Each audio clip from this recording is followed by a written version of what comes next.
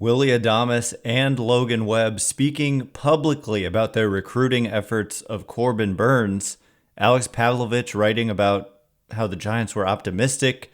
So what's, or better yet, where is the deal?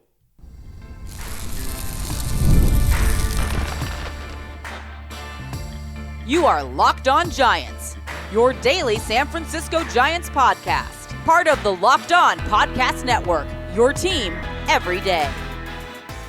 Hello and welcome to Locked On Giants, part of the Locked On Podcast Network, where it's your team every day. My name is Ben Kaspick, and on the show we provide episodes 3 days a week for now, talking about the San Francisco Giants in a way that's data-driven and rational, but also simple, passionate, and accessible to all.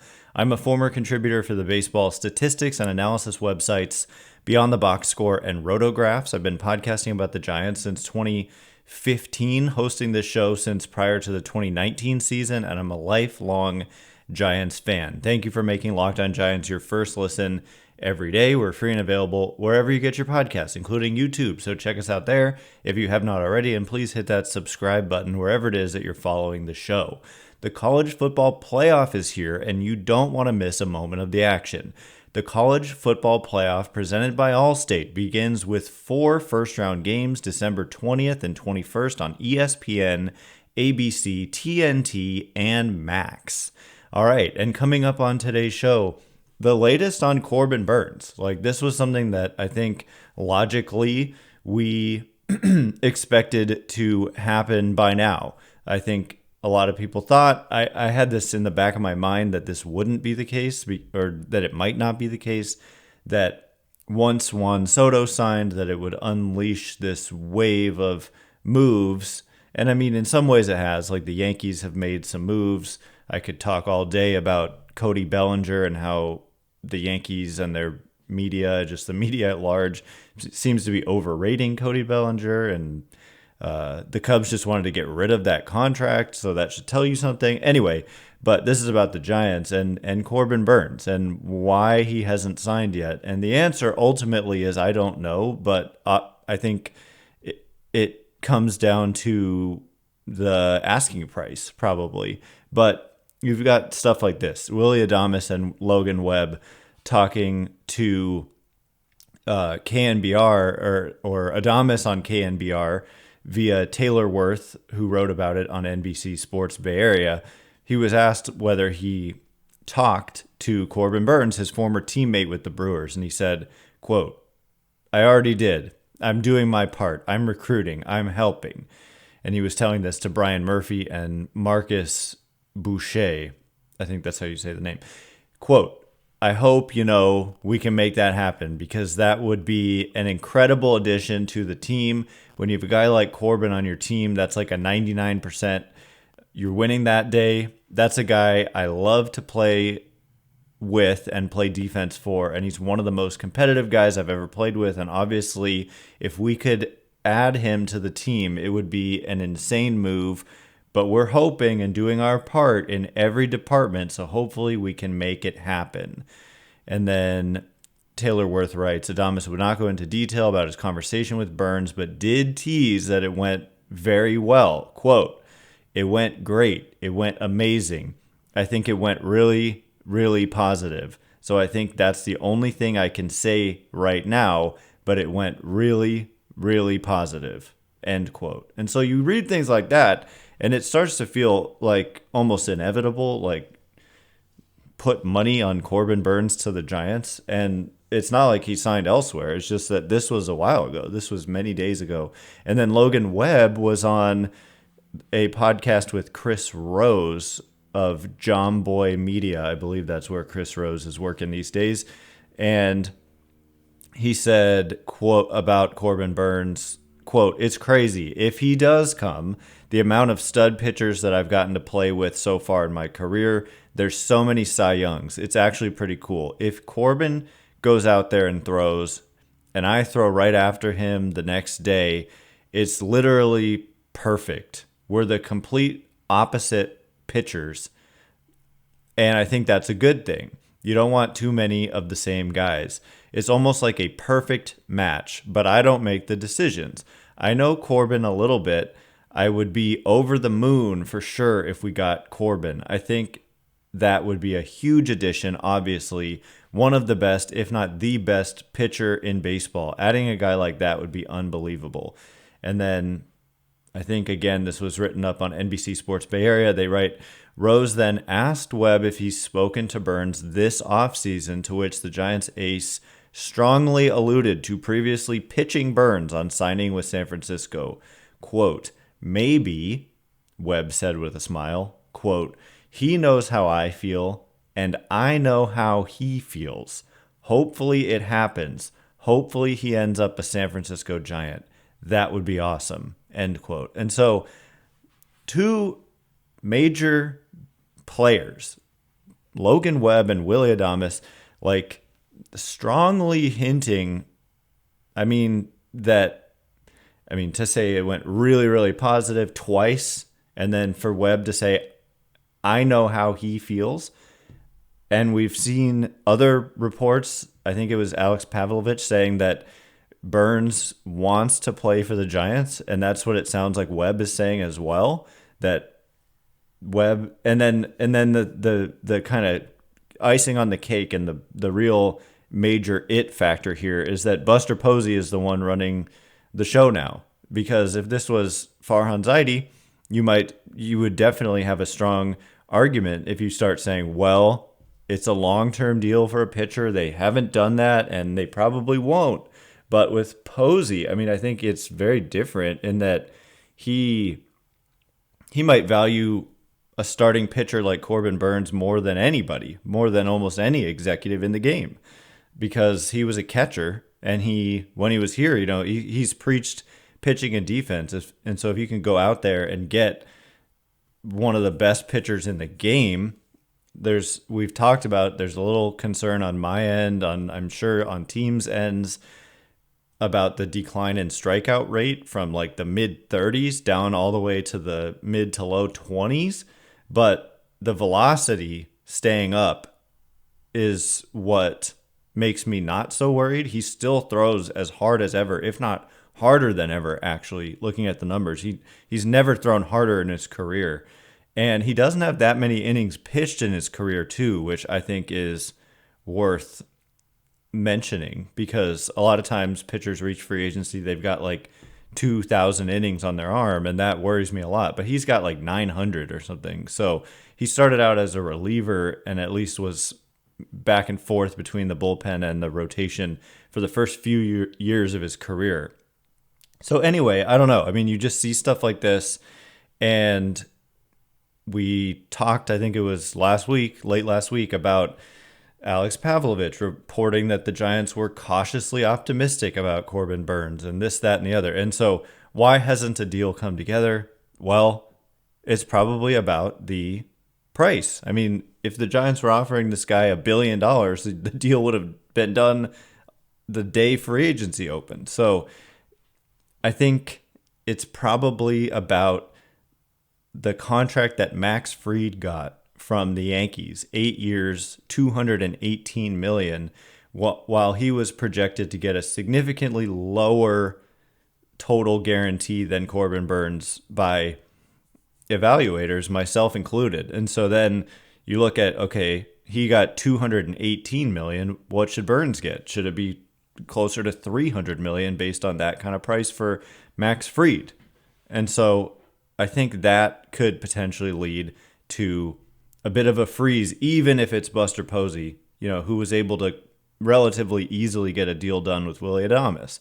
So coming up in just a minute, we're going to get into Jeff Passan, who's like the best in baseball in terms of being a reporter, and he talks about Corbin Burnes and also some other Giants, and we'll also get into this Will Clark, Farhan Zaidi controversy. Is it even that? We'll get into it in just a minute, and before we do,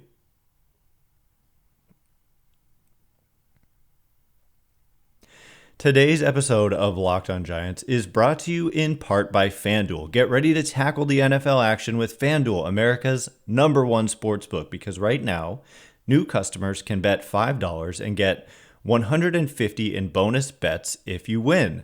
The FanDuel Sportsbook app gives you everything you need to place live bets on the NFL all in one place. So when you get a hunch in the middle of the game, you can check out the latest stats, view live play-by-play, and so much more on the same page where you place your bets. Just visit FanDuel.com to join today. You'll get started with $150 in bonus bets if you win your first $5 bet. So I'm looking for the most lopsided odds I can find and placing that $5 bet, hopefully coming through, and then getting, again, $150 in bonus bets if you win. That's at FanDuel.com. Never waste a hunch and make every moment more with FanDuel, an official sportsbook partner of the NFL. All right, here we go. We are going to get more into Corbin Burnes, what Jeff Passan of ESPN has to say. Jeff Passan gets a lot of credit these days in this era of misinformation online. I mean, it's crazy the amount of people claiming to have sources and saying this, that, and the other. And I get questions. It's like I got a recently question that basically was saying, and honestly, like I read MLB trade rumors, Q&A, right? Q&A. And people are like, with all the reports that the Giants are close to signing Corbin Burnes, like why hasn't it actually happened? There's been no credible report that they're close to signing Corbin Burnes. None. There's been Alex Pavlovich with the cautiously optimistic thing. There's been Logan Webb and Willy, the stuff we talk about. But we have never said, but you can definitely find online, especially if you're on Twitter and in the For You section, because you want to hear about Corbin Burnes. And so the algorithm is going to feed you anyone who's saying stuff about Corbin Burnes, especially stuff like he's close to signing with the Giants, and that all these people claim to have sources, and they don't. Even if they have a lot of followers, there's very few people who I legitimately trust. Jeff Passan is definitely one of them. Thanks again for making Locked On Giants your first listen today. Coming up throughout the week, we want to do a mailbag. I would like to also do a crossover, get a guest on the show. So definitely a mailbag coming up later this week, and hopefully some news. I know the Giants, Willy has said another thing that he said was first of all, he said he signed here. The reason he signed here is because of Buster Posey. So that puts a lot of my initial, I don't want to say fears, but questions about Posey being in this job despite having no experience in anything remotely like this job. But then you've got a really good player saying they chose to come here because Posey is the one running the show. So that's great. And he also basically alluded to, he just said he knows what Posey's trying to do and that they are going to keep taking big swings, basically. And so, again, that's another thing that makes, and you wouldn't have Adames commenting about talking to Burnes and recruiting Burnes. They're obviously trying to sign him, and I think ultimately they will. I think that they will. But here's what Jeff Passan had to say in an article that I think came out today. He said, right-hander Corbin Burnes and third baseman Alex Bregman are the two players left who fit this description. I think the description being the top tier of free agents, each with distinct markets that include some crossover. They also share an agent, Scott Boras, and a likely signing date after Christmas. So I don't know where he's getting this information, but Jeff Passan gets good information. So that's very specific. I don't know what, I guess, who knows, but he said that. Okay, so he continues, Burnes' suitors include the Giants, worth noting that he mentioned the Giants first, Blue Jays, and Orioles, and because of his bona fides, 4 All-Star appearances, a Cy Young Award, and the second best ERA in MLB over the past half decade at 2.88, ruling out others engaging would be premature. He continues, quote, the cost to sign Burnes is likely to exceed Max Fried's deal, and Alex Bregman's payday could be in the $200 million range as well. The markets for both players remain strong because a number of teams still have big money to spend. Among those with payroll flexibility, Toronto, San Francisco, Boston, Baltimore, Detroit, Houston, and both New York teams. And so it could just be like, I ultimately think that this does come down to Scott Boras, who's Corbin Burnes' agent, just holding out for the deal that they want when it comes to the numbers that they want. And I don't know what that is. I don't know if they're talking like 9 years, 300 million or something is what they want. And I would understand the hesitation if I'm a team. The original estimates for Burnes were typically around 200 to 225 million over maybe 8 years, but Fried gets 218. And so then you say, okay, well, people expected Burnes to get 50 million more than Max Fried. So should Burnes get $268 million? Well, maybe that's ultimately what happens, but that could be why there's a freeze right now with these top players, including Burnes. So anyway, that's all I got for now. I mean, just the fact that he said it's not expected until after Christmas means maybe you can stop refreshing Twitter like a maniac, or maybe I'm projecting onto you because that's what I've been doing, waiting for some kind of Giants news here. But yeah, once Christmas comes around, so basically once like next Monday comes around, stuff does really cool down, but then it picks back up, then it picks back up. So even if we have to wait, Christmas is a week from yesterday. So I don't know. We'll see. But then there's other, Passan gets into other San Francisco Giants players, and it's worth talking about them as well. He mentions, basically, I thought it's something that I've been thinking about a lot, is teams that are, or players that are available in trades, teams that need to shed payroll, and players that could potentially be available because teams need to shed payroll. And is there a fit for the Giants in a possible trade? And one team that comes to mind is the Padres, because they are said to want to slash payroll significantly, and like from something huge, like $50 million from what I read that they're aiming for to what I'm looking at as their current projected payroll.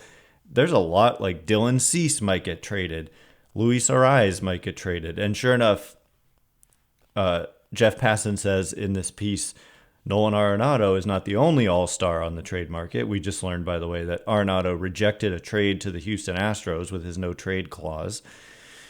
Doesn't fit the Giants. The idea of Arenado playing first base makes zero sense. You're diminishing his value tremendously, and there are a bunch of free agents on the trade market and in the free agent market, so I would not be interested in trading for Nolan Arenado to play first, and the Giants have Matt Chapman, so don't even think for a second about Arenado on the Giants. It would be crazy if they traded for him to play first. But Passan continues, says San Diego general manager AJ Preller, always willing to consider creative deals, could move infielders Jake Cronenworth or Luis Arraez, with the paucity of on-the-dirt free agents. I think that's how you pronounce that word. Either would bring back a premium.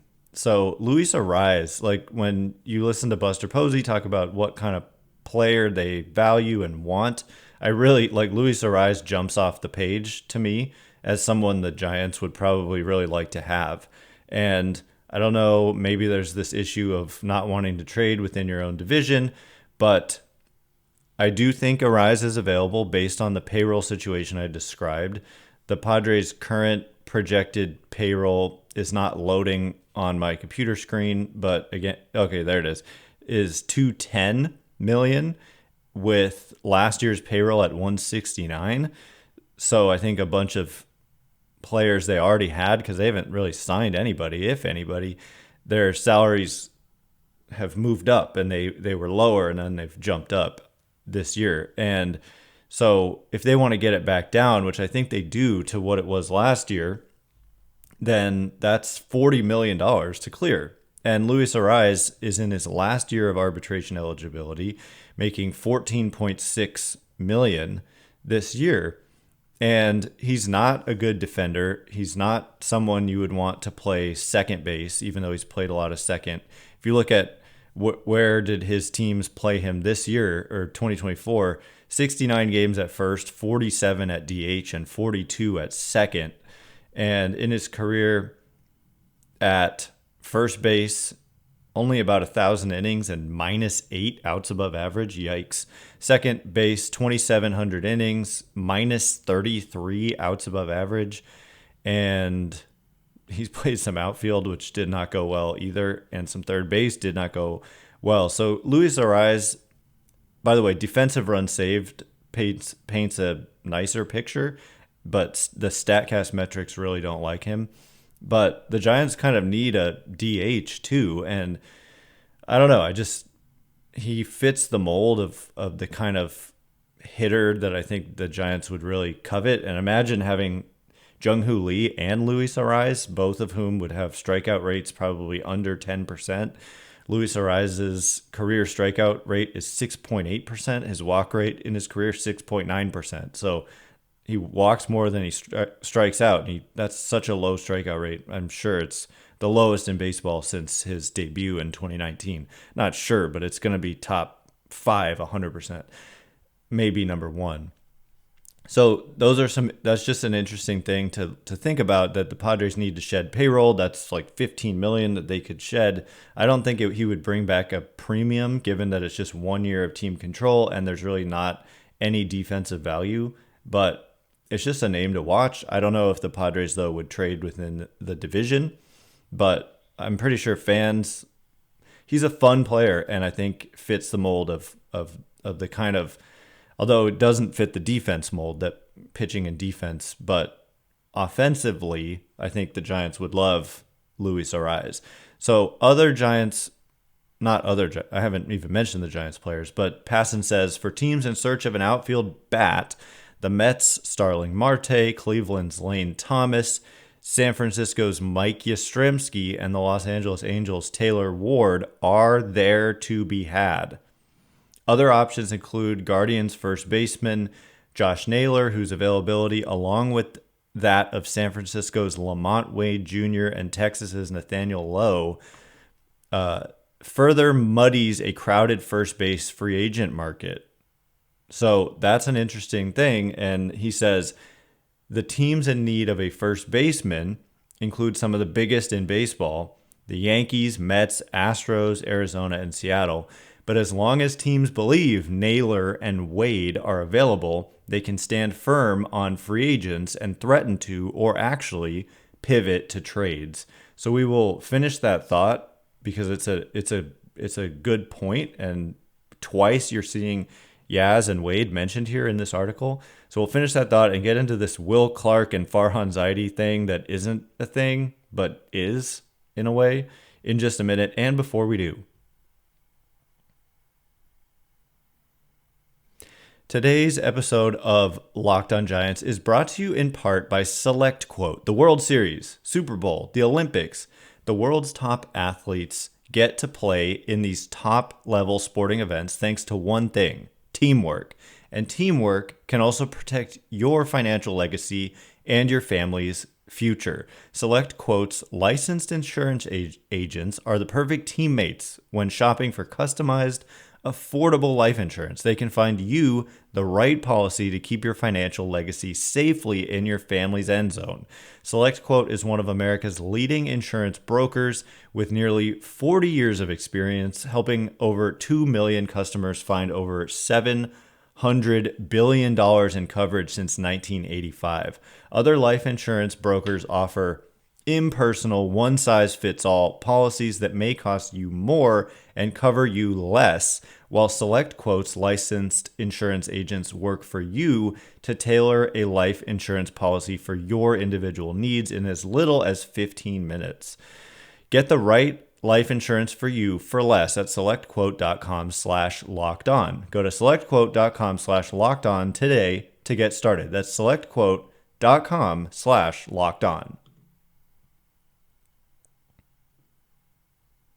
All right, here we go. We're going to finish up talking about Yaz and Wade being mentioned by legitimate reporter Jeff Passan, and how they may be available in trades and how that could be in part holding up the trade market. I mean, he literally mentions 2 first basemen in Naylor and Wade being responsible in a way for and their availability in a trade for holding up the free agent market that includes Pete Alonso, Christian Walker, and others that I'm blank, like Paul Goldschmidt and others, Carlos Santana, Josh Bell.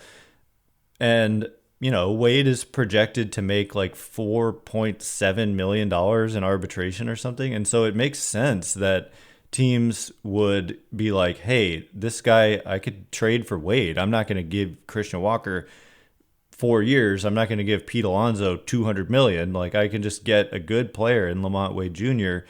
for, a price in terms of prospects, but not, I don't know. It makes sense that it's holding up the market. But if the Giants were to move a LaMonte Wade Jr. or a Mike Yastrzemski, that would seem to put them in the market for an outfielder or a first baseman. And so that's kind of funny.